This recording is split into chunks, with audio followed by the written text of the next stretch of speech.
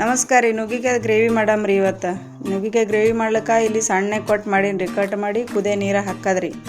ಉಪ್ಪು ಹಾಕಿ ಕುದಿಸೋದ್ರಿ. ಭಾಳ ಕುದಿಸೋಲ್ಲ, 1 ನಿಮಿಷ 1-2 ನಿಮಿಷ ಕುದಿಸೋದ್ರಿ ಬರೀ. ಯಾಕಂದ್ರೆ ಇನ್ನೂ ಗ್ರೇವಿ ಒಳಗೆ ಕುದಿಬೇಕಲ್ರಿ, ಅದೆಲ್ಲ ರಸ ಸೇರಿದ್ರೆ ಮಸ್ತ್ ಆಗ್ತಾರೆ ಇನ್ನಟ್ಟು. ಇವೆಲ್ಲ ಉಳ್ಳಾಗಡ್ಡಿ ಮತ್ತು ಹಸಿ ಕೊಬ್ಬರಿ ಎಳ್ಳ ಚಂದ ಹುರ್ಕೋದ್ರಿ. ಹುರ್ಕೊಂಡ್ಕೆ ಒಂದು ಮಿಕ್ಸರ್ ಜಾರ್ನಾಗ ಎಲ್ಲ ಹಾಕೋದ್ರಿ. 1-2-3 ಎಸಳು ಬೆಳ್ಳುಳ್ಳಿ, ಒಂದಿಷ್ಟು ಹಸಿ ಶುಂಠಿ ಎಲ್ಲ ಸಣ್ಣ ಪೇಸ್ಟ್ ಮಾಡೋದ್ರಿ. ಪೇಸ್ಟ್ ಮಾಡ್ಕೆ ಇಲ್ಲಿ ಎಣ್ಣೆಗೆ ಜೀರಿಗೆ ಕೆಂಪಗಾಗನ ಅದು ಇದು ಮಾಡಿದ್ದು ಮಿಕ್ಸರ್ ಕಚ್ಚಿದ್ದು ಪೇಸ್ಟ್ ಹಾಕೋದ್ರಿ.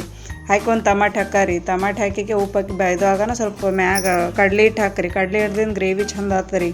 2-2 ನಿಮಿಷ ಈ ರೀತಿ ಹುರ್ಕೋರಿ. ಚಂದ ಹುರಿದ್ರಲ್ಲ ಎಣ್ಣೆ ಬಿಡತನ ಅಂದರೆ ಚಂದ ಆಗ್ತಾರೆ ಅದು ಗ್ರೇವಿ.